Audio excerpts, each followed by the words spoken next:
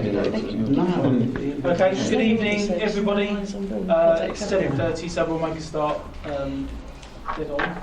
I'll start by reading the emergency evacuation announcement. Should we be required to evacuate the building, would you please leave the building by the nearest available exit? There is one fire exit in this room. If you need to evacuate the room, do so by the glass door to the external fire escape staircase. Please hold both handrails in case the stairs are wet or slippery. If anyone is unable to use the stairs, would they please allow others to exit the room before they go to the fire escape door where they can be given assistance. Our assembly point will be in the public car park at the side of the Civic Suite. Please do not delay your evacuation to collect any belongings. Please do not return to the building until given permission to do so by council. Please note this meeting will be audio recorded, and if I could just remind members and guests to turn off mobile phones or put them onto silent, please.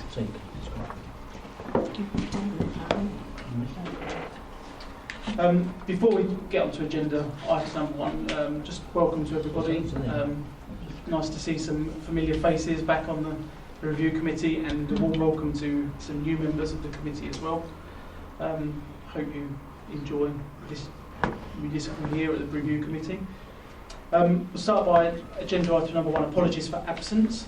We have apologies from Councillor Milne and Councillor Mountain. Item number two, substitute members, Councillor Mrs Gooding for Councillor Milne and Councillor Mrs Mason for Councillor Mountain. Non-members attending, welcome to Councillor Steptoe. And item number four, minutes of the meeting held on the 2nd of April 2019. Are members happy for me to sign those? Ready. Thank you. Item number five, to receive declarations of interest, including any whipping declarations. Chairman, I don't know, as a former leader, I suppose I'm sort of interested in that one, but I think we're talking about new policies, aren't we? So as far as that's concerned, I've got no influence on that one. But I'm enjoying my retirement from that. So let's see what happens here. Thank you. Right. Moving on to item number 6. It's titled on the agenda as Leader of the Council. So with regards to that, we welcome Councillor Steptoe this evening, and also Sean Scrutton, who's here on behalf of this item. This has come about from the Voice of the Councillor review, which some members may remember, which recommended to the committee last December that we should look at undertaking a more policy development work. And it was suggested that we should hear from the Leader of the Council at the beginning of the municipal year, and for them to discuss with members of the committee plans for the year ahead, and perhaps make any suggestions on areas that may like to come before the review committee. So with that in mind, if I can hand over to Councillor Steptoe, just to have a... Well, thank you, Chairman. First of all, I'd just like to thank my predecessor. It's going to be quite a hard act to follow, but I will, from time to time, be calling on some of his expertise. Thank you. The one thing that you will quite often hear me say as I go through a period of time is two words: proactive and inclusive. I'm looking for the council to be far more proactive and, wherever possible, to be far more inclusive. Some of the things that I would like to see the review committee perhaps looking at, I've got one or two suggestions, and obviously at the end of the day it's up to you guys. One or two things that are happening behind the scenes that I think most of you will be aware of is the 2020 operation with the events that are coming forward. I know they're working very hard on that. I believe there was a couple of meetings today with regards to that. The asset review, which we've had a very good, strong working party. Your Vice Chair has been part of that. You may want to consider having a look at the various aspects from there. On the outside slightly, looking at the 2050 ASLA programme that is coming forward, which is a joint operation or joint programme of strategic matters going right the way along the South Essex corridor. And of course, I'm sure most of you will be aware that I'm personally working on the A127 economic corridor stuff.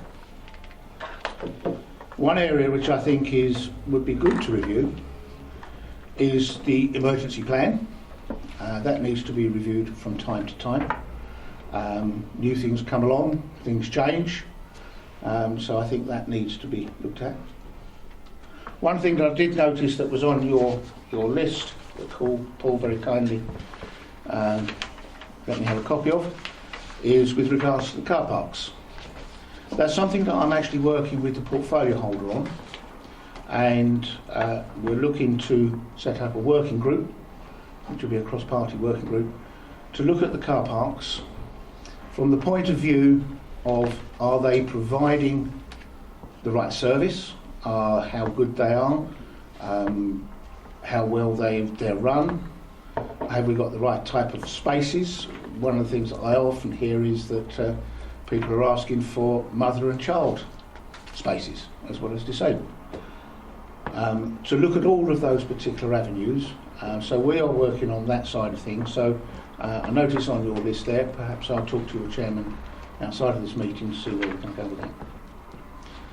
One that I'm very keen that perhaps with your assistance for you to look at is how green the council is. Councillor Gooding first mentioned this to me and given me a little bit of thought with regards to, I noticed that we have single-use cups here. I suspect that these are getting more than one use. They've been on the top of those baths for some considerable time. I'm not sure how clean they are, but oh, thanks, Mike. perhaps that just needs a review in itself. Yeah. So to look at what the council itself is doing, something that my fellow county councillors will be aware of. At county, we've gone through quite a big review on that. For example, the restaurant now, instead of using plastic knives and forks, they either provide metal ones, or if you're taking it away, they provide wooden ones. The coffee machines, for example, that we had at county, they used a plastic sachet inside the thing. So they've now replaced the coffee machines. So it's all of those particular aspects. Perhaps to extend that even further, how green is our electrical supply, for example? Are we getting our electric from renewable sources? Would it be cost efficient for us to do that? One of the other things is with regards to new developments coming forward, and this is something I'm particularly keen on seeing, is with new developments we look at attenuation systems that are looking after the water runoff from the various greenfield sites. That to me would be a good source of a grey water system. So could that be used on new developments for grey water? How do we go about encouraging developers to use those types of ideas? For example, when we were looking at the Freight House redevelopment there, we've got quite a large reservoir next door. I would like to see, and it has been mentioned at the Working Party, that the grey water system in the new council offices sources its water from the reservoir. It's a supply of water. Why are we wasting good clean water when there's sufficient water there? I believe the reservoir was there originally to supply water for the steam engine, so I don't think we're going to get too much competition on that point there. So there's some of the thoughts that I've had that perhaps the review committee might like to have a look at. And I'm really open to questions. Okay, thank you very much. Sean, did you want to add anything at this moment? No, not at this point, Chairman, thank you. Okay, Councillor Mrs Mason. Thank you, Mr. Chairman. Yeah, I think that's quite a comprehensive list of items for this committee to consider. But what you haven't given us is your plans for the forthcoming year, unless your plans are for this committee to do all this work on behalf of the council.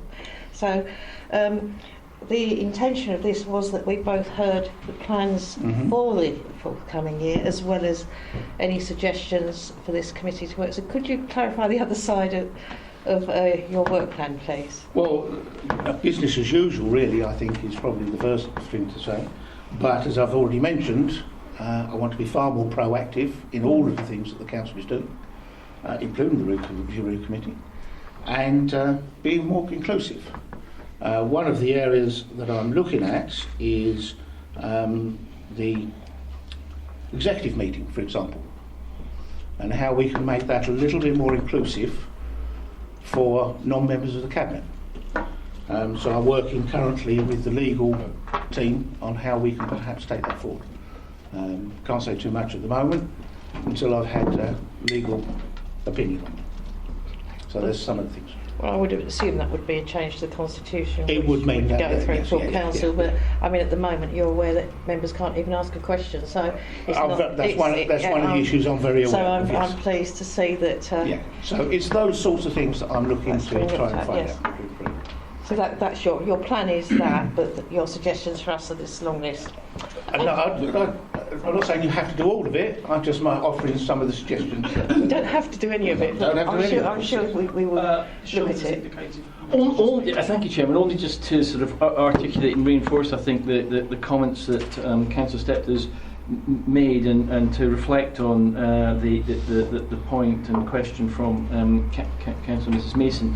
I think that the work programme over the next year, I mean, clearly there's the business as usual, the development of the MTFS and the related financial strategy for the council. But I think in terms of the issues that have already been raised, the asset strategy is clearly an ongoing key piece of work for the council over the next 12 months. We've got Rochford 2020 Festival has been mentioned. The work in relation to the South Essex authorities and South Essex 2050 is an ongoing piece of work. So I think there's within the list there are a number of items that are key pieces of work, quite strategic for the council over the next 12 months. Okay, thank you. Mr Chairman, if I could just come back on that, my only concern on these items is that we're meant to be scrutinising the decisions that are made, not making the decisions, and I think there's a fine line there and we need to be careful not to cross that. But other than that, I'm perfectly happy to consider any of these items. Certainly. Councillor McPherson. Thank you, Chairman. As our officer pointed out, the asset review is part of the ongoing work plan anyway. I am very interested in the suggestion, and they are only suggestions that you've put forward, to look at the green side of that, because there's no doubt that we're going to make substantial savings, but if we can reduce our carbon footprint, that will not only add to the savings, but also have the effect on the environment, which is much needed. And I'm also interested, I must admit, in the emergency plan, and perhaps that's a little bit selfish, but the area that I represent is in a flood zone, a lot of it, so I would be very interested in following that one up. Thank you, Chairman. Okay, thank you. I think in particular when you mentioned about green issues and the council being green, I noticed that kind of got everybody's attention and interest. You mentioned about this was a kind of a project that you've already undertaken as part of Essex County Council. The results of that, can you just brief members? I assume, I know you mentioned a few things that had been done. Overall, I'm assuming that significant savings can be made, or? I can't quote you figures. No, I'm not being personally that involved with it. I'm just relating one or two where it started to think of ideas after Julie spoke to me, and I started to add two and two together. But for example, in the council chamber we had plastic versions of this and plastic cups. So when you think there's 75 councillors, that's quite a considerable number, and over a period of time that's quite a lot. I couldn't give you what the price of those are, but There's quite a substantial saving there. And of course, you've got to bear in mind that right across the whole of the county, I think it's something, and I think Terry will correct me here, something in the region of 2,000 employees. It's a lot more than that. Yeah, I think it's probably, yeah. So I think it's about 5,700 Yeah. actually employed, if you include things like cleaners, etc. When you get to schools, etc. And of course, yes, as you say, that also extends out to the schools as well as the council's offices themselves. Okay, thank you. Also, you mentioned about the 2020, which I think most members will be aware of or heard of. Can you just give us an idea of what kind of where that is at the moment, or any update for Well, there was a meeting this morning, which I'm afraid I haven't had an update from, so I can't relate to there. I do know that they're talking to quite a number of organisations. I happened to bump into the chap from Ashington Minster this morning. I know he was in attendance there. But they are looking at a number of things and working with a considerable number of other smaller groups to bring things forward. One of the items which struck my attention was that I'm sure you're aware that the Bayer Tapestry has connections to Ashington. The vicar that was there is actually on the Bayer Tapestry, and there is a group that is going to put together a small, newer version of the Bayer Tapestry in modern times. So it's those sorts of projects.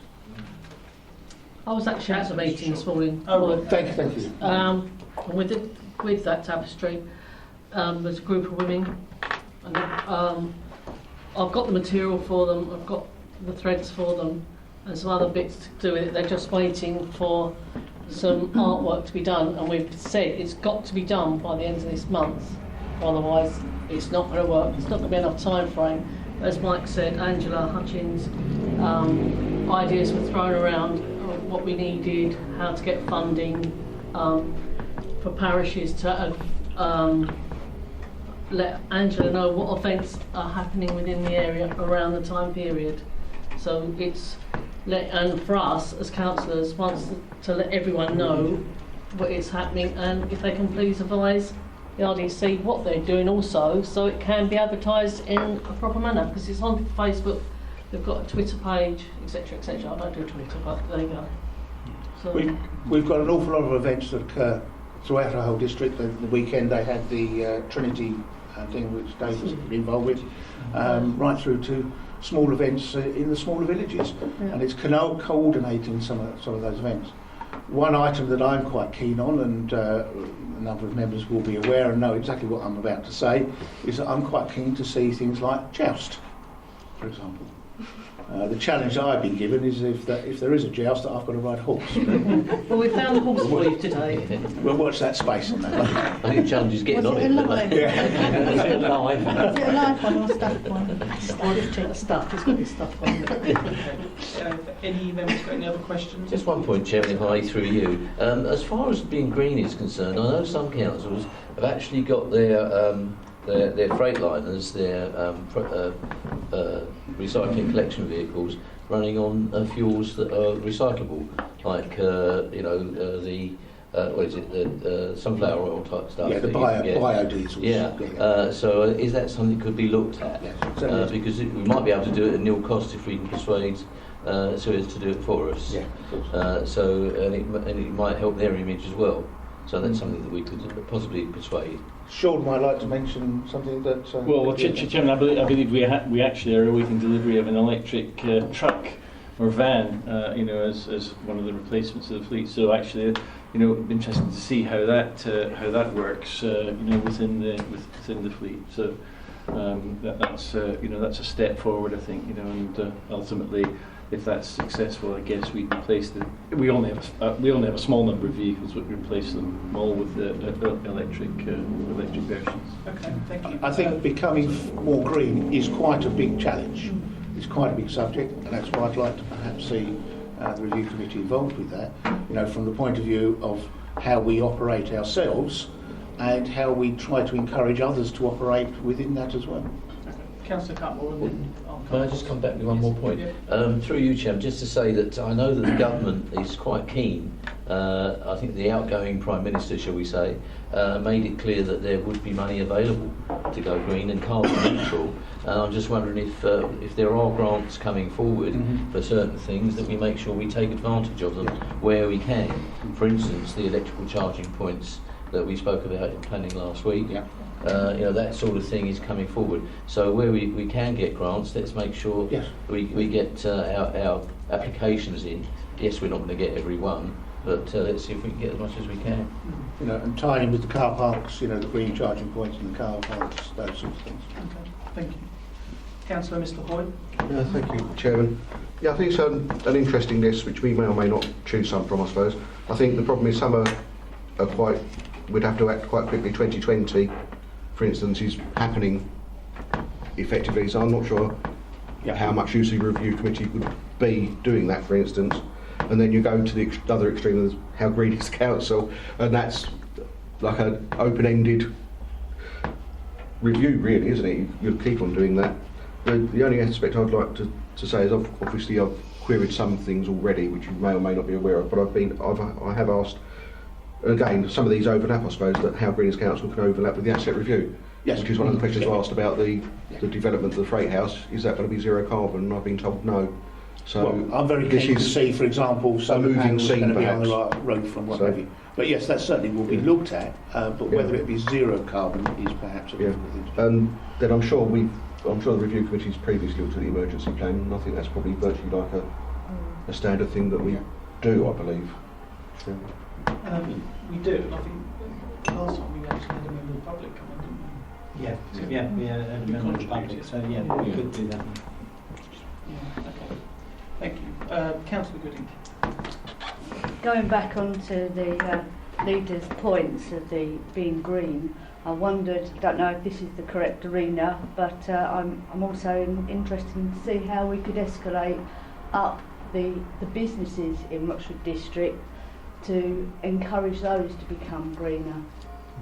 I personally think you need to lead from the front on that particular thing. We need to put our house in order, if you like, Okay. and then we can say to businesses, look, this is how we've done it.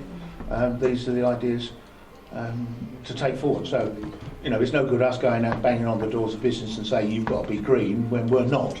It's not going to work, is it? Councillor Mrs Mason. Thank you. While we're on the green issue, I think it was some years ago actually, it was proposed that when our planning documents were being looked at, that we asked for solar panels on all new buildings. The council refused to do that. So, I mean, we have lost opportunities in the past, but that is something that could be done very simply and by the portfolio holder very quickly. The same with grey water. Grey water can be done. Yes. Solar heating. There is a problem with solar heating in some of the systems that they're putting in. I know because my son has a house with one. They're putting in very complex, overly complex systems, and I know that because I've got a house with solar heating, which is a very simple system, and they can work with a backup immersion, and it's just a tank. But they're no expensive at the building stage to put in than they are a conventional system, but they're much cheaper to run.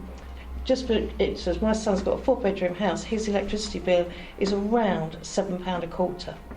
So that will give you an indication of the costing. Well, perhaps he doesn't use much electricity, but Does that feed onto National Grid as well or take off?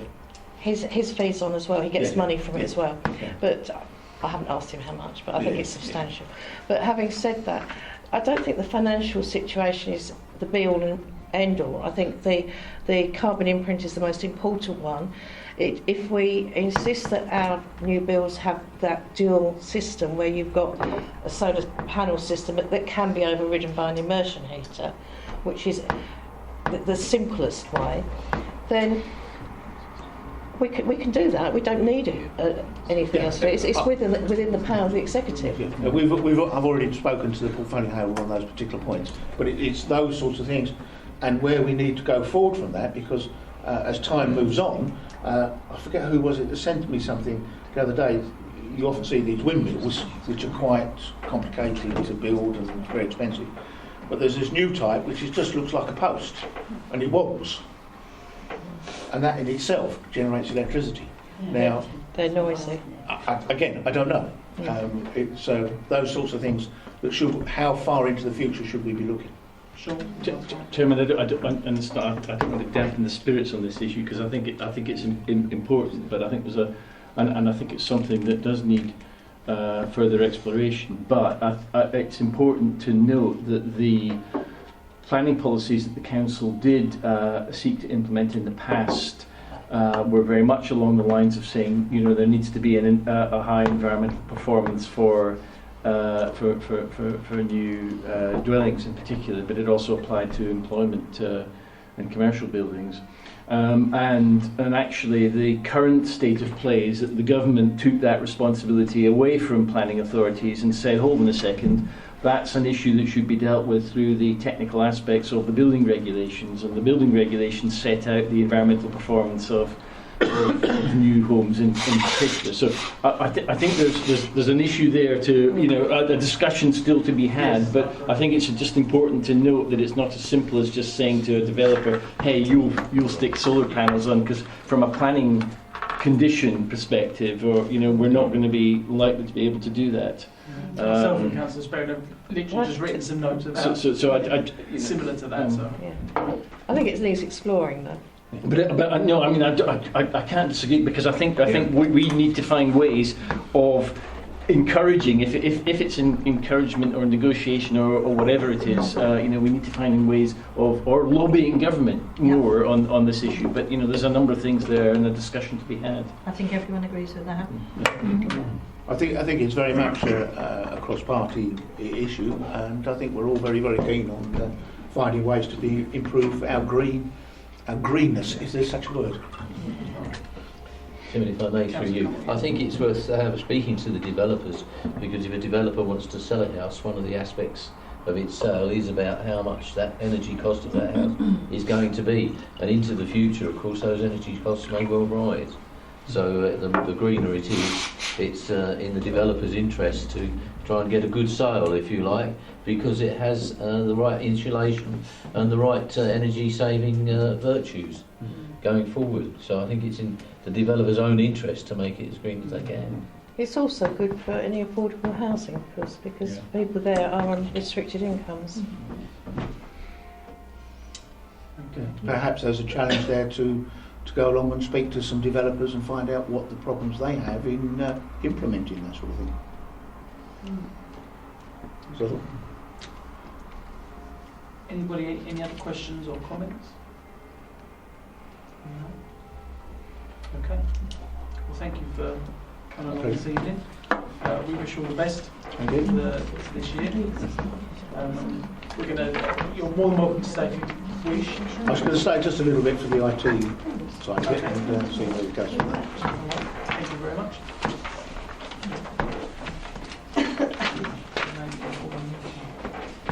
Okay.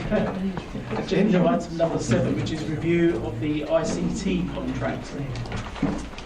Members would have had the report circulated to them, and hopefully you'll have a chance to have a look at that.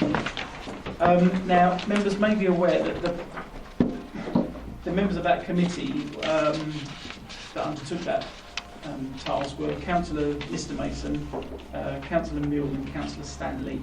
Unfortunately, Councillor Milne isn't here this evening. Councillor Stanley is no longer on the committee, and as we know, Councillor Mr Mason has left the council. So we are reliant this evening on Paul to help us. I don't know, Paul, if you just want to highlight, I'm going to treat you like I normally would a guest. If you just want to highlight from the recording with the members. Basically what I've done is put the report together from the minutes of the meetings that the group have had with Dawn Tribe. The committee's already had 2 reports on the ICT, and this was reckoned to be the final report. So I went back and put everything together. The group, like I say, have met a number of times. The last time they met was on the 20th of March, and at that point they had a draft of the report Then they had the minutes from that meeting. They've approved the report as was, and they came up with 2 recommendations, which I've listed down there. All the discussions were actually very amicable. I think the main thing that sort of come out of it was the council taking a cautious approach, and the group appreciated that and acknowledged that was the right approach, and didn't feel that, you know, a speedy approach to it would have helped any. Now you've got to remember they were just looking at the migration from with EduServe and the migration into the cloud. It wasn't so much the movement to Office 365, although that did get discussed and is covered in the report. I don't think I've got anything else to say, but I'll answer any questions if I can. Thank you. Did anybody else want to comment at all on the report of the IT? Councillor Steptoe, did you want to contribute, or Councillor Cutmore? Just under 3.9 on the report itself, I notice it says there's no handover of information, infrastructure or scripts from Capita to EduServe, as under the former contract this was Capita's property. So presumably it was their intellectual property that they had. Yeah, it was under the contract. Was there, I presume A, that there was no offer, if you like, for that intellectual property, and B, with the contract that we have with EduServe, is there a similar clause so that if we were to go on to a different supplier, that then we may have a problem with EduServe? Yeah, the way I understand it, Capita walked away with their scripts. We weren't given any of that. We therefore had to start from scratch. The contract with EduServe, I think I'm right in saying we own the intellectual property. It said it in here. I'm getting a nod there. Right, So, good. yeah, we learned from that Yeah. and have built it in. So we've got those intellectual property rights now, so that wouldn't happen again. Okay, but the other point, as I say, was there any offer made, do you know, to actually purchase that intellectual property? I don't think it didn't end on amicable terms, so I don't think that really came into it. Okay, all right, thank you. Excuse me, can I just point out, looking at this, there's 2 3.9s on this report. We've looked at I'm just looking at the 7.2, and then there's, when you go back at 7.5, there's 3.9. So what Terry was talking about, Yeah, it's on page 7.2, which we just found. Okay. Yeah, sorry. No, we were looking, I was looking where you were. Yeah, I can't find this. Any other questions, members, or comments? Councillor Boyd? But I did have some questions, but I'm not sure that they can be answered really. I can ask the questions and expect an answer later by email. I can email the questions, which might be more appropriate. I don't know, because I'm not sure that Paul will know the answers necessarily. What would you I can try and answer them now, or ask them this evening? or you can email me them and I'll get the answers for you. If you raise them this evening, then the other members. I say if I raise them, because otherwise no one will know what I'm raising. Yeah. And they're varied, and based on what you said, some of them might be outside the scope of the report, even though it was mentioned quite extensively in the report. That's the issue. So there's about 4 or 5 questions. There's probably about 3 subjects. The first one is, why didn't we manage to retain the on-site contractor? It seems quite key to me. Was it around communication? Was it around the fact were they aware that they were being No, tended over? he got another Was job he looking in for a better London. job? Was he a contractor? Was it? He worked for Capita at the time. Yeah. And before he was 2 Peter Crossed, he went to work in London. Whether that was for more money, I don't know. Right. We weren't able to find out, well, presumably because of the way. That's No, before they left. worked for us. Yes. Yeah. Right. Okay. The next question is around something I've been asked. I'm sure Sean will know about this one. It's about, because he's answered some questions for me on it already. It's about academy software. Because I was a bit concerned in the executive around the timing of the urgent decision. and I'd noticed in the report this was mentioned certainly in the 5th of October report, the Academy software being an issue, and possibly it was one of the ones referred to in the July 2018 report as well. So I just wanted to know if that was the case, that we knew at that point, and it seems fairly clear from this report that we did know that the Academy software was something that couldn't be migrated over and would have to go to the Capita servers. I just want confirmation that was the case at that time. Is that able to be answered this evening? If not, would somebody be able to respond? I think I'd have to I look think that one up. we need to check. You'd have to go back. That's what I'm saying. I think people at the meeting might have known. That was that one, so I'm just going through my list. You've said Office 365 isn't within the realms of what they were looking at, but can we just confirm, is it or isn't it yet migrated over? Because the report indicates it is, but I'm not sure it is. I think the report says there was a certain number. I'll just go by 2.1 where it says the council's data and systems have been transferred, but that's not referring to that wasn't being transferred, was it, Office 365? Page 7.5. Yeah. 3.6, the second 3.6, we were Which doing is that. And at that time, 75 staff had been transferred over to Office 365. I think there's probably still some from Revs and Bens that we are still being transferred over. The last one I've got is November 18. I could find a date for anything.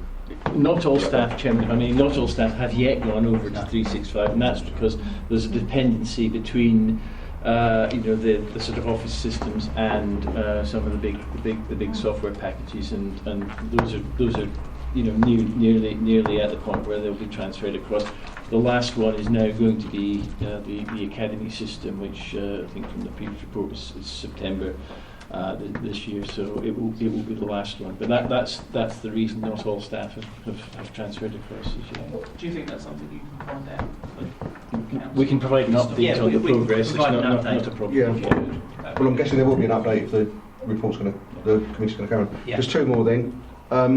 Three, which actually I assume the first one, if we agree, there's going to be a continued review anyway, monitoring of it anyway, so presumably that will come from that, which is about we do need to know the actual costs, even though we're 3.16, just we do not know the cost at the moment, but we will know at some point what the overall costs will be.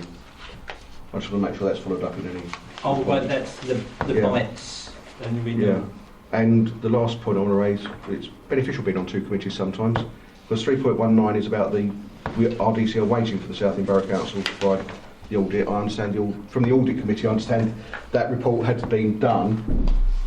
At the last audit committee, the report had been prepared and submitted, not yet fully reviewed, but there are some doubts over whether or not it answered the questions we wanted answered. I think that is exactly the position we're still in that position, are we? Yeah.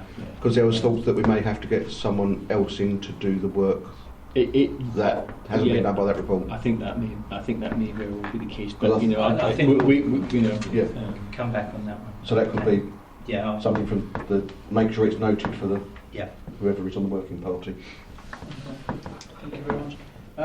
Councillor Connell, did you indicate? Yeah, just a quick addition. If we get an update on how many people have transferred over on this matter, 7.63.20, it makes a prediction that 90% of the staff would still be moved by July. An update on whether they're still confident that's the case at the same time would be useful. Thank you. Councillor Mrs Shaw. Will there still be a working group? As you say, we've lost Mr Mason. I think we need to come on to And that we've kind lost of at the end. Mr Councillor Stanley not been. And will they be going to join you working group? I think obviously it's needed. Yes, I think we'll obviously have to discuss that in a moment. Right, okay, sorry, Chair. How we proceed with that. But are there any other questions at the moment on the content of the report at all? Just as an aside, Mr Chairman, and it's slightly appropriate, there still seems to be, every week, there seems to be trouble with either the telephones or the IT. The staff members are saying something's not working or the phones aren't working. So this migration seems to have been causing a lot of disruption to the council's working. I'm sure you'll agree with that. What I'm concerned about is the staff, it must be very frustrating for the staff, and I wonder if they're taking that into account, because it must be very difficult for them. I've worked in an industry where you rely on technology, and if it's not working, it is totally frustrating. And I would just think that we should bear that in mind, and I'm sure the Managing Director will be doing so. And hopefully it will be resolved sooner rather than later. Okay, thank you. Councillor Sperry? Yeah, perhaps you can answer this, but I mean, I've been to a number of these meetings now, and when we've had contracts and the name of Capita and EduServe and all this. I mean, are we in bed with the right people, for want of a better phrase? I'm not being funny, but we just seem to go from, we think we've done that bit, and then we go somewhere else, and we seem to take a step forward and a step back. I don't know if it's just me, but I'm seeing other people here nodding exactly the same assessment. That I'm sorry, I say this isn't my world. I'll be the first to admit it, but it's a failed project, isn't it? Yeah, and how do we make sure that we're going down the right road with the right people? I think is a simple question, because we've been now going through this. Councillor Mason, myself, I don't know, 3 years, something like that. At least 2.5, isn't it? It's. I think it's been well, the politest way I can say is a disaster from conception to where we are now. But having said that, we have to do what we can to resolve it. And I certainly think it's something that we need a group to continue to overview, because there are so many issues and difficulties and complex situations that need examination. Yeah. There's also a new portfolio holder for this as well. Yeah. Who I think may need to Contribute contribute at a later date as well. Yeah. I mean, perhaps I'm just emphasising the need to keep this working party going. Yes, we do. And if you need more than 3, well then we have more than 3. I don't know, but it's certainly not my world, Paul. I'm just asking a question. Councillor Leeson? When do you think this is all going to end? And we can say, yeah, That's quite an open question, I think. or we can be talking about this over the next 10 years.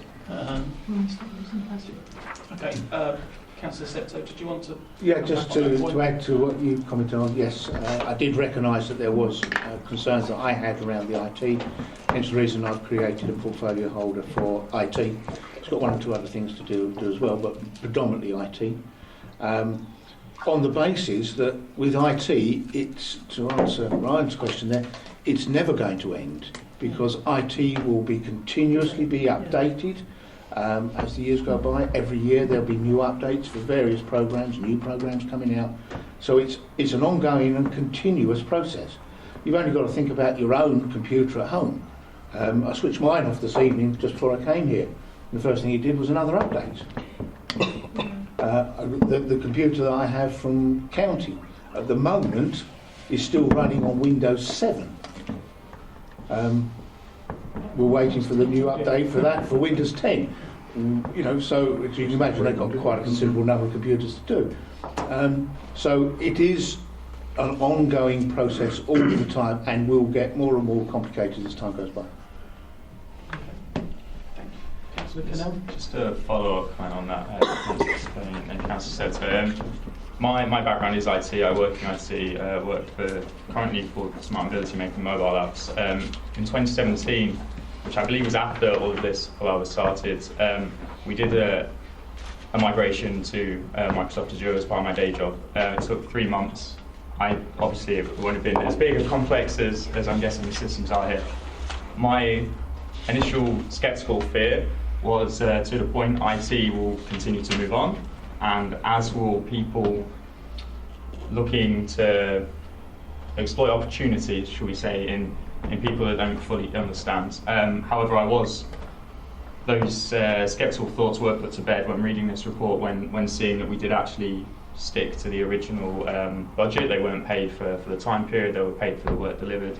But yeah, I think it is worth highlighting that this work doesn't usually take this long, and I think there are opportunities to learn lessons, and if there were to be a working group continued moving forward, I think learning some of those lessons and making sure we don't repeat them in the future would be core to some of their tasks potentially. Councillor Pearson. Very quickly, Chairman, we nominate the councillor to be on that.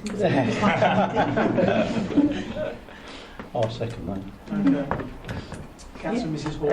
I just wanted to ask you one thing. 3.19 on page 7.3.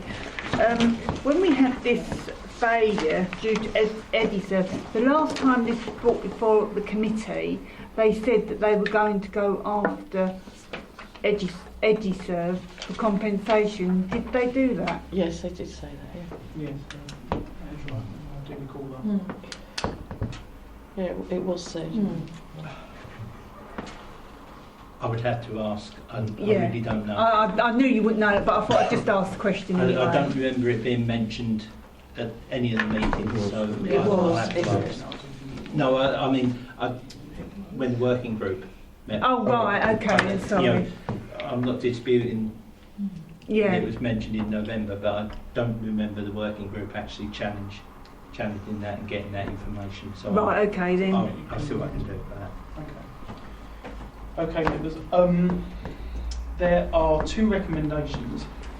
I get the impression from listening that I think we're going to agree to both of them. We'll take them both separately for now.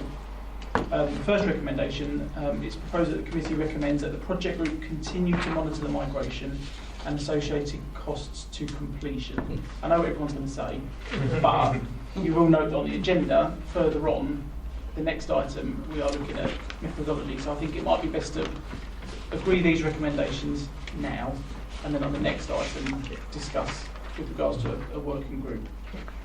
So are members in agreement with recommendation 1? Agreed.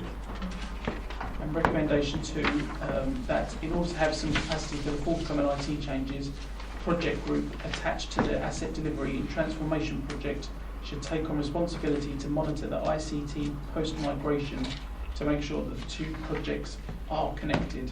Yeah, great. Agreed. Okay. Right, thank you. Okay, yeah, thanks for coming. Thank you. Thank you.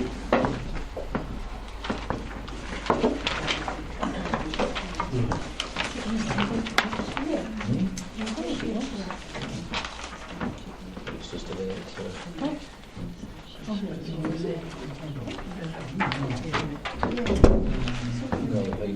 Right. Moving on to item number 8, which is the overall work programme. Obviously, the review committee is responsible for setting its own work programme, and in doing so, taking into account the wishes of members of the committee. Now, as some members will be aware and others won't, so we'll just update you. There are some items that we are obliged as a committee to review annually, and they will obviously be included on the work plan. And there are a couple of suggestions that members.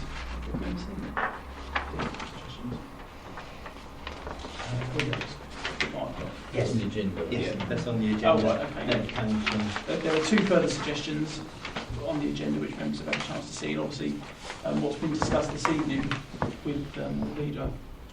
So, does anybody want to start? Councillor Mr Mason? Mr Chairman, could I suggest that for the benefit of newer members, you elucidate the normal procedures that we have so that they're aware of the commitments that we have anyway as a review committee, because otherwise there's a danger that we're going to do so much that nothing will get done. So if you could inform the members of especially for the benefit of the newer members, the items that we have to do as a matter of obligation, and then we can fill in the blanks. So Paul and I discussed this today, so I don't think those items have they got a new work plan yet?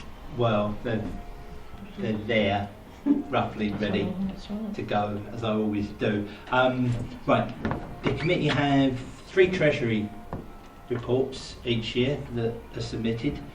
The end of year, which will be in July, then the half-yearly report, which comes in December, and then the strategy for the following year, which will be January. Okay. In addition to those 3 reports, you will have a report from the Community Safety Partnership. Now, sometimes we have 2 a year, but the regulations say we have to have 1 because in addition to your other roles, you are the Crime and Disorder Committee. You're designated as that. So we have that one. We then have RIPA, which comes in October, which is basically covert surveillance. Regulation of Investigatory Powers Act 2000. I had to think about what RIPA stood for, sorry. Acronyms just rule in the council, I'm afraid. I think you got it right first time, actually. I mean, historically, there's not an awful lot. No, it's just a policy that comes. We had an inspection last year. We did well on that inspection, but we had to produce a social media policy to go alongside that one. But this year, it's really just looking at it and amending any roles that have changed. That's. Oh, Constitution was one that got mentioned last year, and that's had to be added. And that's probably going to be about March time. So that's an ongoing one. That's an ongoing one. It will be just an annual review that will come just for a check before it goes to council, rather than the long drawn out process that we had before. Yes. And I don't think there's any other ones that I know about that have got to come at the moment. Now, Councillor Steptoe mentioned emergency plan. We've had that a number of times. That would just be usually at a meeting. We'd have an officer present it, go through it, and as long as members are happy, then that's fine. That's as far as it goes. So it's just one meeting that would take. I think last time that was discussed was off the back of, it was going to be Park Grenfell, wasn't it? Yeah, I think they'd had the Grenfell Tower disaster, and it was basically trying to make sure that we were covered and had something in place. So that was for events happening in the district. Yeah. And Mr. Chairman, can I just suggest that we do put that onto the work plan?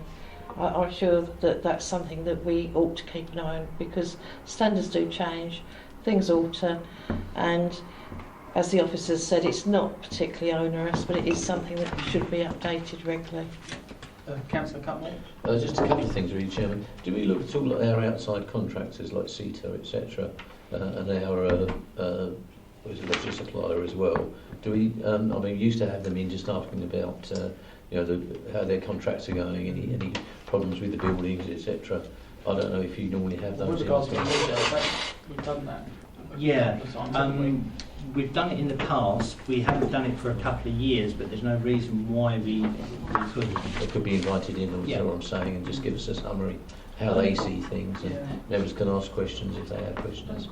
I think with CETA, that there's an ongoing, well, when I was a portfolio holder, I don't think it's changed now.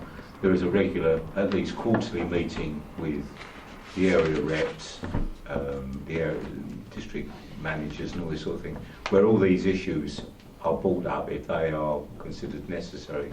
I don't think we sort of wait until there's an issue. It's an ongoing conversation all the time.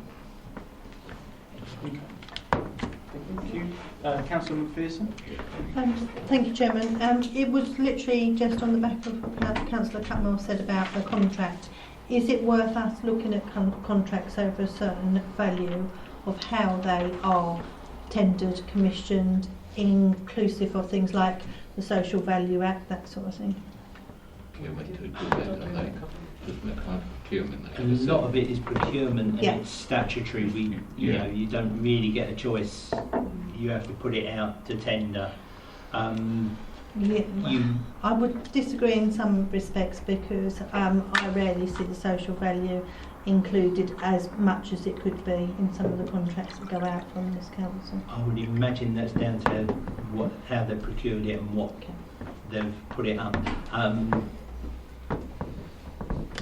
I suppose the leisure contract is up for renewal 2022, and I think the waste contract is even more imminent. Yeah. From what I understand. 2 years. 21, isn't it? Yeah, I was going to say 2 years. Yeah, so I think in the past, the committee, we've paid quite a lot of attention to leisure. We had also various tours of all the we also different when we cities. had this new contract with CETA, we spent a lot of time on that one. I Yeah. remember Chris Yeah. we were downstairs, weren't we? And Yeah. Chris Lumley was heavily involved. I think he might be chairman of the review then. Is one that can cause you problems, Yeah. big problems. And Councillor Cutmore will remember when the original 2007, yeah. I just started in the council, and it was big problems when it was rolled out. Now, the committee might want to look at that, and I don't think the assistant director would be adverse to. No. Chairman, perhaps it's something that could just be explored. Yeah. And perhaps it could come Let's back. look at I think the next contract isn't going to be very straightforward for a variety of issues. I think there's some government legislation coming forward as well, which might change it. Well, and also the issues with regard to the money back basis that we used to get for county. That ain't going to happen. I'm Well, pretty it's sure. like recycling. Exactly. Credits. We used to get paid Yeah. to recycle. Now we have to pay. Commodity prices. There was problems on the contract. Plastic disposals and all this. No one wanted to tender for it, Yeah. and we've just had to renew it for a year. So there are a lot of issues there. Definitely. So if we can find out when the contracts are coming up to start with, Yeah. and then I think we can probably base our decision, or certainly the timing around that. I can certainly talk to the assistant director and see if he would wish to have assistance from the committee or members of the committee. Yeah. Yeah. Okay, Councillor Mr. Hoyt, sorry. It was on the back of that really.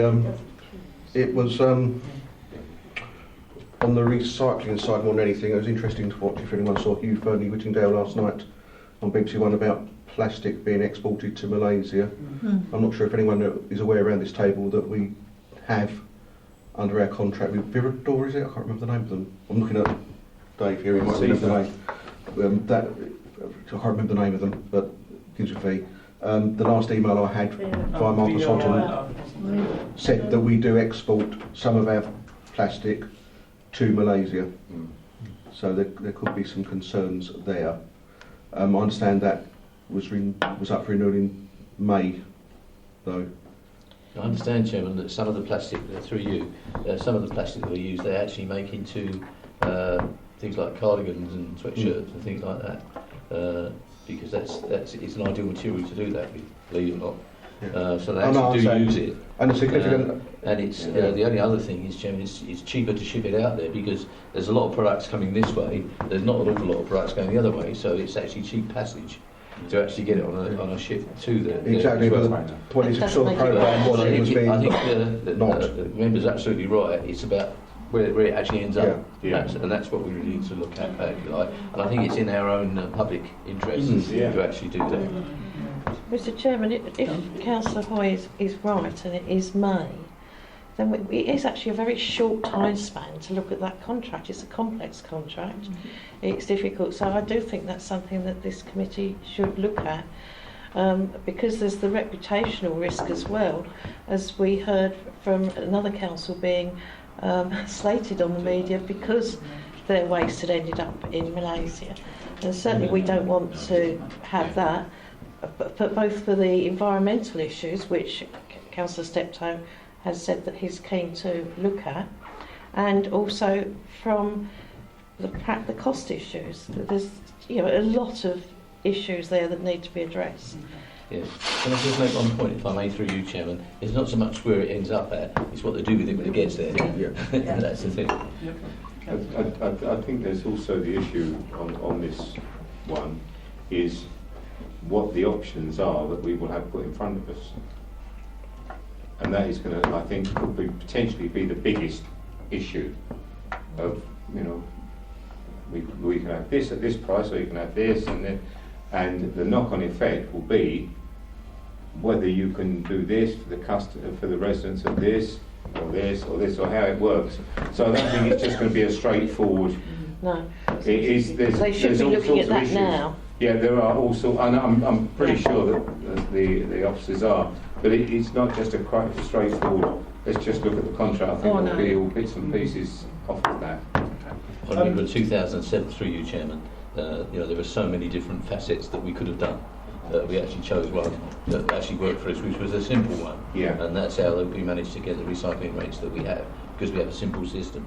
Now, whether you'll be able to have that in the future is another point. Yeah. And at what cost, that's the thing as well. It's Because we don't, for instance, we don't charge for green waste. Lots of many other councils do, or they're already in the process of introducing it. So, you know, that's something that needs looking at. You know, do we continue to do that? We certainly have no plans to do it at the moment.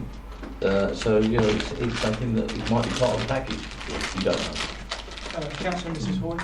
Yeah, I just wanted to say that this programme about plastic that we were watching last night, they're doing this trial, yeah, and it's supposed to reduce, like, the council, save the council money, and what they're doing is, like, they'd go and buy their weekly shopping, yeah, and then because what they found out is that if you buy a single apple and you buy a pack of apples will always be cheaper than buying a single apple. So what they did, they all went into this Tesco's Extra store, they bought all their food, brought it out, unpacked it all, took all the plastic out of it, filled it all back up into their trolley, and took the trolley back into the supermarket, because the supermarket then has to get rid of it, sort of thing. So it'd be a bit. I mean, they're trialling it for. I think they're trialling it for 2 weeks to see if it works. But Not sure that's going to be part of our work programme, Chairman. Right. Last one for the moment, Councillor Goody. Just building on from what you're exploring with the contracts, TerraCycle do a recycling system, so plastics that aren't currently recycled by the council, they will provide containers, and they do pay for what they're taking away, so crisp packets and biscuit packets, things that we're currently not recycling, they do. And I'm wondering if the council would consider having another recycling system set up. You've already got bottles and some recycling. I think it would depend on your contractor. That's the long and the short of it. Madam Chairman, the fact is that's something the schools could get involved with, and it's still going to be part of our environmental impact. Just coming back, just bear with me a second, just come back to the agenda. There are 2 suggestions there. Can we just look at those 2, and if members are in agreement, then we can adopt those for this year. So the first one is grass cutting and management of open spaces in new developments. I believe both of these were suggested by members. We have discussed grass cutting before to an extent, not so much open spaces in new developments. So I don't know if the member... Presumably the point of the grass, sorry Chairman, the grass cutting and management of open space in new developments is that new developments new developments will be catered for by a private management company now. So public open space will be in the hands of the residents of the area where they're built on, and they'll be paying a management charge to look after the open spaces. So presumably is he looking at that, whether that's a good idea or a bad idea? I think I was probably one of the ones that raised this. Because we're going to end up with it, as a district council, we're going to end up with this, and my view was that we get in at the ground at the start, because we know these companies, historically, they just disappear after a couple of years, and we're left with whatever's there. So my view was that we get involved at the start when there is money being offered to do the work. We take that because ultimately we will have to take over the grass cutting, but by then we'll have the rates and the bits and pieces from the residents. And you also find that with these management companies, about 3 trips down after a couple of sales, people don't read the small print, and suddenly they find out, as we can go around the district and find that there's all these places that nobody knows who owns the trees, nobody owns who owns this ditch. And if we had been involved at the outset, at least we would have some responsibility or some knowledge of what's going on there. But we've got flood issues, potentially. I can think of one down Royal Lane where there is a whole raft of trees, and the company, I believe, is based somewhere in Scotland and has gone out of business. But we can't do anything because we don't know whose trees they are. But that's the Councillor Mason. I have every sympathy with Councillor Sperring's proposal, and I do think we want to look at this, but I do think he's also wrong in some respects. The management companies that are being set up now, they will not fold because they are making profits. And there is a difference between the historical sites, where I've been involved with some residents where the company has, you're quite right, disappeared, and there's a piece of land that no one owns, to the new developments where it's a really tight legal situation. But I do agree that they're unsatisfactory, and I do think that they're fundamentally flawed, and I do think it's something we should look at, so I would welcome that going on to the work plan. Okay. Members in agreement with that? Yeah, might I just give one example of that, Chairman? And I think it was actually pointed out by you, because it was my patch at the time, is in the Braes Lane, the roundabout just by where you've got a little bit in the middle, and nobody had responsibility for cutting it. It wasn't part of the landscaping area of the thing. It's actually, so we ended up cutting highways, it. It should have been, it has been adopted by highways, but also along that site, it's not quite clear, but about 6 inches of the verge belongs to the highways and the rest belongs to the estate. So I think that's the sort of thing I mean, we I can get think into. from experience, But the estate cut it. An estate in Rayleigh, which some may know, called the Birds Estate, which has got communal green areas. Yeah. 2 or 3 companies were set up that we paid into as a resident. In fact, I still know people paying into bank accounts that they're not even sure who these bank accounts belong to, because there are no more. We all got certificates originally, then the certificates were withdrawn. I think the idea here is residential involvement as well. Yeah. So that's good. Okay, so we'll put that on. It's basically a double charge on the residents. They're paying their council tax, and they're paying a private company to do what the council should be doing. So it's certainly something we should look at. Okay. And parking, and obviously Councillor Steptoe touched on that this evening. So I think that would be a good one to add, possibly a bit later, to give some time to do what he wants to do. I think a bit about that. I don't think there's point that coming on soon. If he's going to could do do a charging point, electrical charging points. what you could do is put it as an item later on in the year, as an agenda item, have an update on what they've done, and then decide from there if there's anything you want to look at. Yeah, we can set up a group. Sounds sensible? Yeah. Can I just say that obviously more and more people are buying electric cars, so it's important, and we provide them with a charging point to encourage them to buy even more, and obviously there's money to be made in it. So while they're parking their cars in our car park, they can charge their car at the same time, which sounds sensible to me, and I think a lot of people would pay a lot of money to do that while they're out shopping, they park, and they're being charged for charging their cars up. I think that's already in front That's of already the council. happening. Councillor Canal? Where are they then? I haven't seen any in our area. Down in King George's, in Webster's Way. Actually, it was I think we're straying from the point that was at planning at the last planning meeting. So I don't think that's a discussion for They're not tonight. installed as yet, but the permission. Cherry Orchard have already got It was installed. refused. Yes.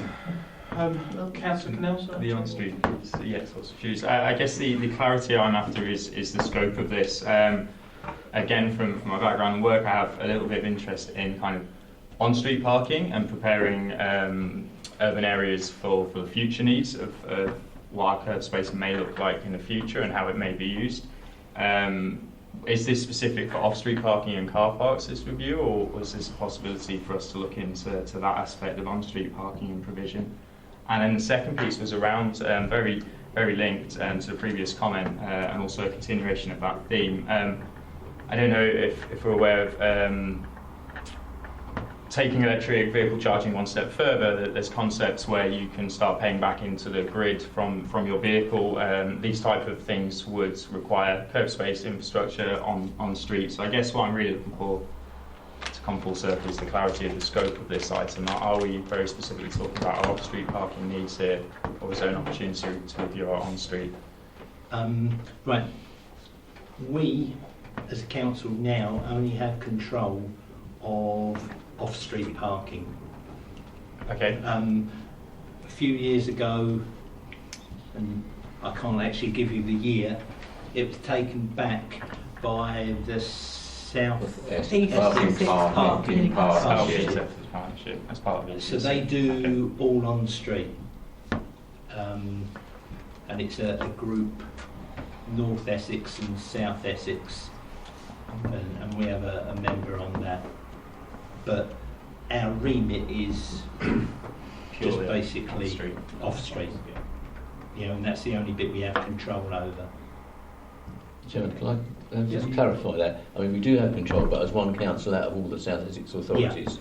So it's the South Essex authorities that control the South Essex Parking Partnership, which is based in Chelmsford. But we do have a word, if you like, we're one of the number. So, but certainly for our own area, we sort of have an influence, shall we say. So I think that's the avenue that we take. Yeah. But as you say, it's a partnership. So I think you get a parking ticket. It actually says Chelmsford on it. I think because it's based in. But it's controlled out. Having had one. Yeah, thank you for that. That clarity is much appreciated. So we know who represents us as part of that initiative. It was Councillor Steptoe, I'm not sure who it is now. I think it still is. I think it is. Yes, it is. Thank you. Okay. Councillor Mr. Shaw? All I was going to say is with the car parking fees, most areas where they've got electric points, you pay one or the other. If you're paying for the electric charge on your vehicle, you don't pay car parking charges. So in the charge for the electric, you're paying for that meter to charge your car. You don't pay the fee in the car park. Right. I would be honest, I think my understanding of this item wouldn't be to look at charges, because we haven't done that several times as well. I think it's more the provision of facilities, but not so much the charges. I don't know what other members feel. No, so we shouldn't be looking at charging. We should be looking at car park spaces. Car park spaces, are they suitable for the purpose? Do we need more?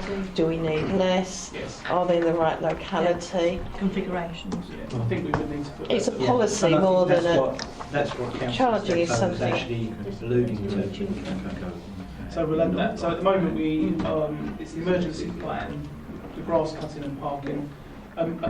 One of the suggestions was the 2020, and I recall a comment that Councillor Mrs Mason made that.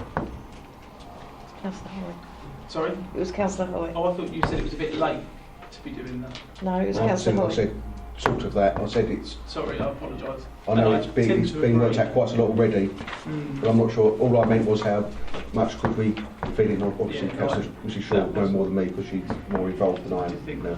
I'm actually on the committee, and I do not think I have to go against the leader that it needs to come to review because we've got very good. If we'd I think done it about 18 months ago, then we could have reviewed it with suggestions. But now it's so far along, maybe you I think might if this want them to comes come in review, it comes in after. and to say review what they've how it done. went. Yeah, exactly, but not as Mr. Hoyle said, it's too late to come in to review now. No, I agree. Councillor McPherson.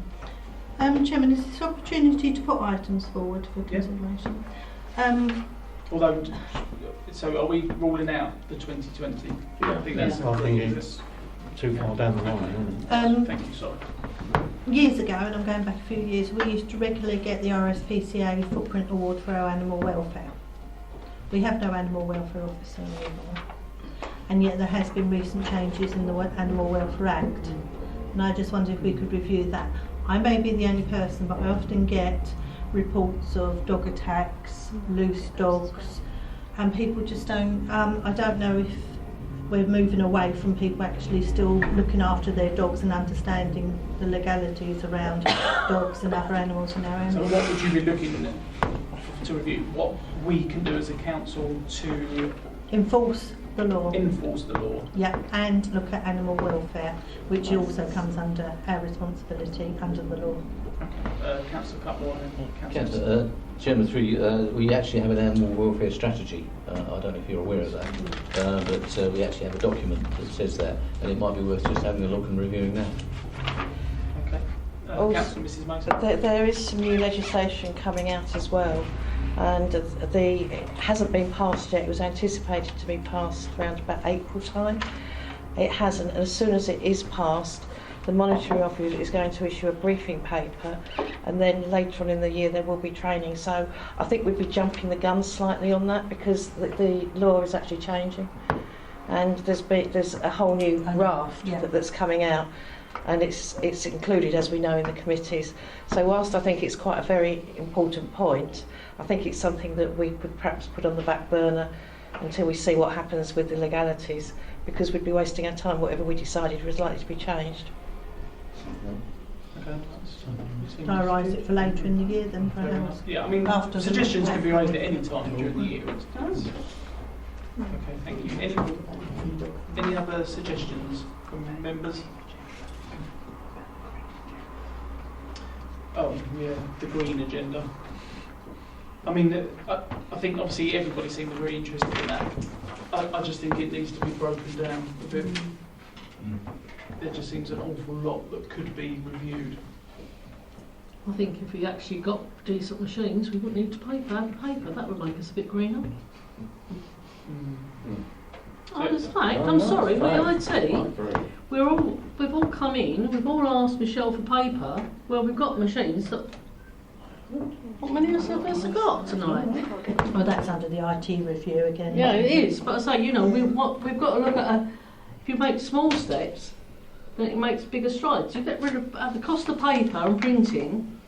We did this for a motor company, and we saved fortunes by just doing this. That was the whole point of having these machines. Exactly. Unfortunately, the machines don't work everywhere. No, that's right. That's So what I'm saying, we're talking about these cups that I buy for the homeless. It's 100 for £1.99. Yeah, but this paper is easily recyclable. Plastic isn't. I think we're losing the point there. Okay, so listening to the comments, it seems that the most important thing at the moment would be for the council to set an example or lead by example, Yes. which then the review would focus on what the council is currently doing in regards to the inside the offices and with staff and members maybe. And the future with the asset development. We have to find out what we're using first before we can decide to reduce it. Yeah. Okay, so it's actually, at the moment, we won't expand it beyond the council's activities. Jim, through you, I think you need to do this in bite-sized chunks. Don't you? One area at a time, perhaps another area. Well, I think it that's might a be good thing, something. but I think we Might be over several years, really. Yeah, we might need to break it down a bit more and just that. Yeah. All right. What I'll do then is I'll take it away. I'll have a word with my fellow officers and we'll see if we can come up with a plan or a scope. To break do it in it, small break the bites. subject Yeah. into smaller bits. Yeah, and small areas to look at. If members are happy with that. Let's have a little bit at the same time. I think we need to look at the assets though as we're going along with that road now. Yes. That's the long-term plan. Probably the first one. That's the first one. Yeah. That's the first one on. Is that amended for If the the long constructions are going on now, Freight House or whatever. Yeah. Yes. Make sure that's done. Set an example. Well, you Yes, can say, or what the limitations are that we can do. I mean, we may say, we want this as this, and the developer says, well, actually, legislation doesn't support that. We can produce this, etc. So we've got to find that stuff out. But if we're building a building, we can decide what we want on it. We can, if it's cost effective. That's the point, isn't it? Yeah, and then to say, it may be that we say, well, yes, it is, but no, we can't. So you're in afford it or agreement it whatever. saves money, yeah? Yeah. Okay. Well, I think we've added quite a few bits on for now, but obviously any other suggestions that you have during the course of the year, then you can raise those at any meeting. Just as a point on trying to have a small focus, I do think because of the work people like David Attenborough through Blue Planet 2 and television programmes that councillors Hoy and Hoy have mentioned, there may be an opportunity for good PR off the back of our recycling records to hold a review on quite specifically the council's use of single-use plastics, and I think that does feel like a quite self-contained and focused piece of work that we could use to kickstart a wider green agenda review. I don't know how we feel about that. I agree. I agree, yes. I think that's a positive step. That was So yeah, to a small step. suggestion next to it. Okay, thank you very much. Mr Chairman, we haven't determined the members of the working group for the No, ICT. that's next item, number 9. I nominate Methodology. And this is about deciding how we're going to do it. So I think the first one we need to look at is the ICT working group, because we have lost a couple of members of that existing group. Councillor Milne has indicated he wishes to stay on it. He's the one that hasn't indicated because I didn't know he wasn't going to come until late. Right. So, but I presume he would be happy to continue because he continued. If he's not here, then he's nominated, yeah. Well, when he wasn't on the committee, so now he's back on the committee, I can't see him having an issue. Okay, well, we'll ask him whether or not he wishes to remain. Yeah, I'm sure he will. I think you've also said that Councillor Stanley has indicated that he's happy to remain on it, although, just as a reminder, Councillor Stanley no longer is on the review committee. Yep. And I think that's the same with Councillor Newport. Yeah. Councillor Newport was on the group originally, and then obviously he lost his seat, so he wasn't on last year, but he's indicated his willingness to go back on. Now he's back on the. I think, Mr Chairman, with his expertise, we need him. Yeah, And I Councillor also Newport would doesn't. like Councillor Canning, if he will agree to go on there. I think his expertise would be very helpful. Yeah, he's going on it. Canning, sorry. Change your back now. Chris Stanley, if he's not on it, have Yeah, yourself. this is something that There's no limit to Oh no, I'm not saying. I'm just thinking. No, what I was saying, Christine, was because Chris will say himself that he's not IT up, then that, he will tell you that. But sometimes you need somebody like that. Oh yeah, no. Because But I'm saying you've got someone who knows IT. We need. Okay. But yourself someone that on it. hasn't got the experience in ICT will look at it very differently. Exactly. And sometimes that, shall we say, more basic approach or more user-friendly approach will help people to see who sometimes their expertise makes things look simple when actually to the majority of us it's not simple. So Okay, so Councillor Cannell, are you happy to sit on that? Yeah, he is. I've touched with this before, and the reasons I didn't join immediately when I joined the council, whilst we briefly had some discussion, was the timing of the meetings.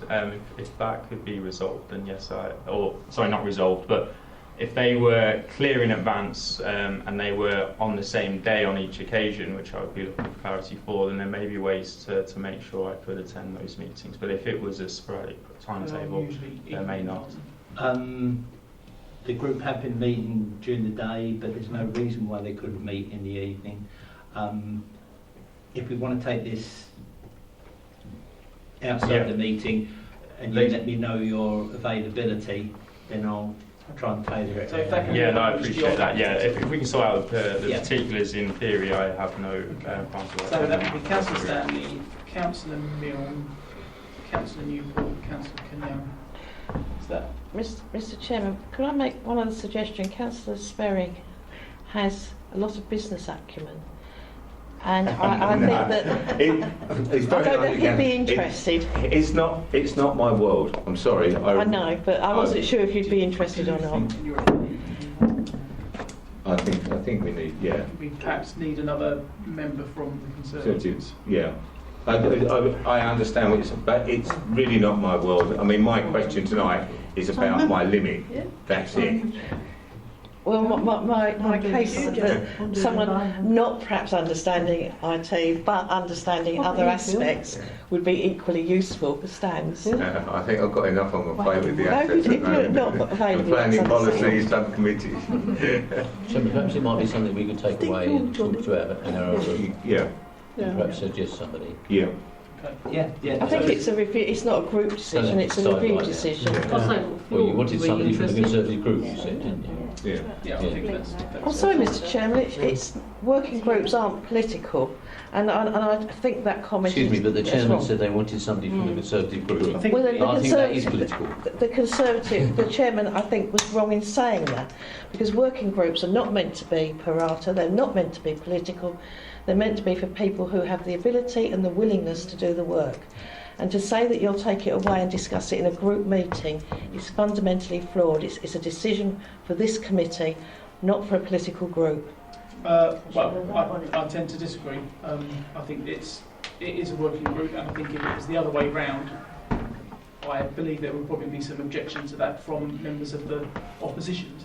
I think you'd be quite pleased to know that the Green Group haven't requested anyone on this committee and are quite happy with the representatives on it at the moment.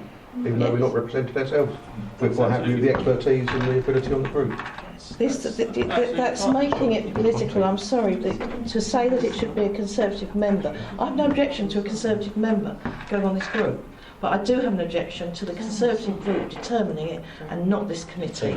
The members are here. If one of them wants to put their name forward, absolutely fine, but no problem with that. I didn't object to it being 3 Liberals on there. I didn't even bother me, but it's been raised now, and I don't see why. It's a working group. The two of the Liberals aren't even on here. I have no objection to that, so it's not political. I'll leave it with you, Chairman, to sort out the other members. I think you've missed the point, Mr Chairman. The decision should be taken here, not at a Conservative group meeting. You have all but one, I believe, of your Conservative members on here. If one of them wants to put themselves forward, then that's absolutely I appreciate fine. that, but also Councillor Milne isn't here this evening, and No. that decision will be made away. Well, he's Councillor been Newport's accepted, decision yeah. will be made away, and Councillor Cannell, the decision will be made away from this meeting. Yeah, but that's an individual that the committee have decided that those individuals can be nominated to those positions. It's not what you're suggesting, a Conservative, let them decide who it is. I'm sorry, I strongly object. You're bringing politics into this committee, which we are trying to not to do. I would like to be on the environment, if that helps. But there may be something that somebody's not here who has some expertise they could offer. Who's not here Well, on the committee? any of them. I mean, Councillor Stanley's not here. This is what I'm saying. There may be somebody else who would have something to contribute who is not here. You suggested me. I haven't got anything to offer. In that case, it comes back to the committee. It is not up to a group decision. That's the bit I object to. It is not up to the Conservative group to decide who goes on a working party of this committee. I think there's more. But then surely Toby should be asked as well, because he's not on this. He's on the committee, he should be asked as well. Yeah. I'm just looking at the subbing, but we've got Bob as subbing and we've got Toby's being subbed. Perhaps we should ask Toby as well. Yeah, because Toby works in IT. Yeah, exactly. You know what I mean? So it doesn't matter what Just take one group last he comment is. from Councillor Might be Sorry, I forgot what I was going to comment on now. I see no reason why we can't put forward the nominations now for the working party or working group, whatever it's going to be called, there's nothing to stop us at the next meeting adding. We've done that in the past. Working groups, working parties change throughout the year. Throughout the year, sometimes people drop off because they can't do it. There's no problem if there is someone from another group that wants to on it, they can do that at the next meeting. It's no problem. Yeah, at the next meeting. So leave it and then we'll put somebody's name forward at the next meeting. Yeah, and that's probably quite appropriate, as we're not absolutely sure yet that all of these people can even be on the working group at the moment. Yeah. Yeah. Okay, that's fine. Well done. Good. Okay. So with regard emergencies. Emergency planning will be a committee. Waste contracting going to ask about. Yeah, I know they can't make a decision here. That will be. Oh, it's so challenging. Possibly, yes, to start with. I agree with you. If Waste I wasn't Committee comes talking to before you, the main committee to start with, and then is broken up into working groups after that, I would suggest. Sounds good. Grass cutting will probably be a meeting, car parking will be a meeting, and council use. Once agreed. Once they've agreed what it's going to be, will probably be a meeting to start with, and then possibly working group if needed. Yeah, okay. if required. So. Okay. Is that all right, members? I think we're there.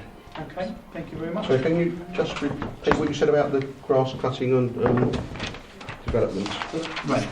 Did you say that would come to the committee It will first? just come to committee to start with. Because I think it's quite a big policy decision on thing that would need to be made, and I think it probably goes beyond just a meeting.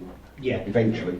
Yeah. But after the first meeting, a working group can be formed. I didn't hear that. When you can see the scope of it. Yeah. I think that's the difficulty with a lot of these. Until you've actually seen the scope of what they're going to do and pick strands from it, then it's difficult now to say, well, that would just be a working group. Okay. Item number 10, which is the key decisions document. Does anybody need a copy? Yes, please. Sorry, I should have asked you. You've got one. Okay, you can share I mine. can share one. You must have got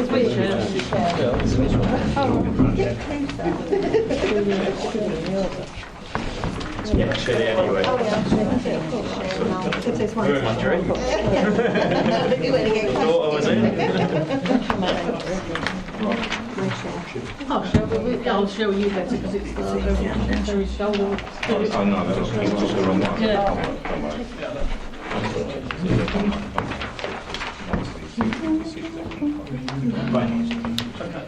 Everybody got a copy? And you can see a copy. Okay, the first one is number 219, the Environmental Health Service Plan 2019-20. Chairman, sorry, can I just make one point as far as the key decision document is concerned? And it's something I have raised before with officers, but they've never ever done it. Can we put a date on it, please? Because there's no date on the actual document. There's dates for the actual conclusions and things that are going on there. There's no actual date on the document at all. No problems at all. I have raised it before, but it's never happened. Right. I will make sure there's just a make sure you've got the latest one, really. Yeah, and a number as well. Yeah. All right, so I'll put it on the front. Right, sorry to interrupt you when you... That's fine. That's fine. Okay, as I say, the first one, Environmental Health Service Plan, it should have been by the end of May. Martin promises me, and I've seen it circulated for comment already, that it should go out Friday. I think there's been a few hold-ups where people have been away, but as I say, this Friday it should be out. Number 419, Place Bases Improvement Plan. That went to last week's exec, so you'll have seen that report. 519, One Revenue and Benefits Cloud Service contract award.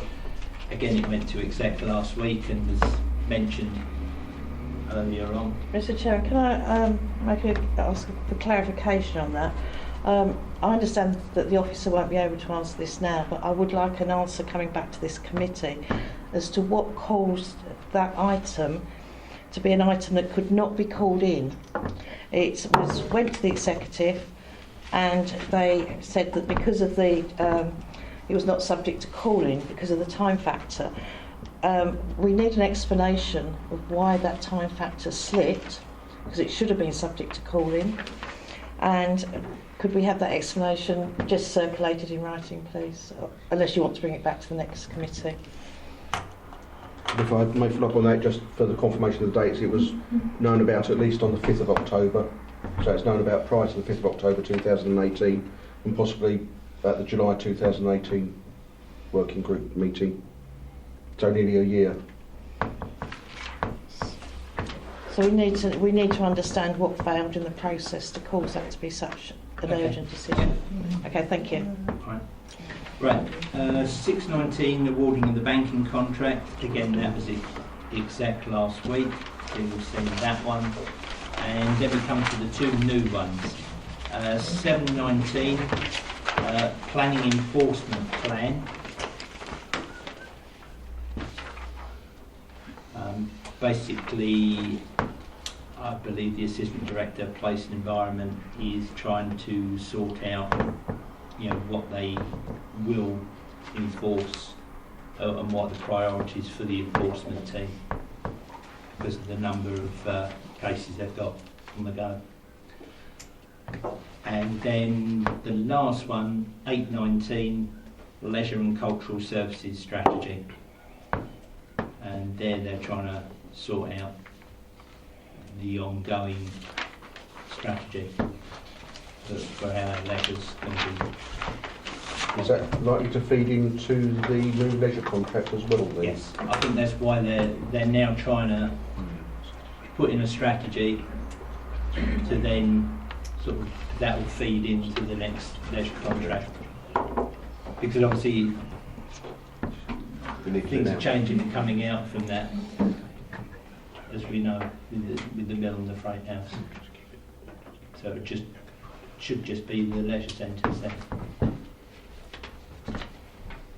Okay. Any questions? No? Well Okay. Meeting finishes at 7 minutes past 9. Thank you very much, everybody.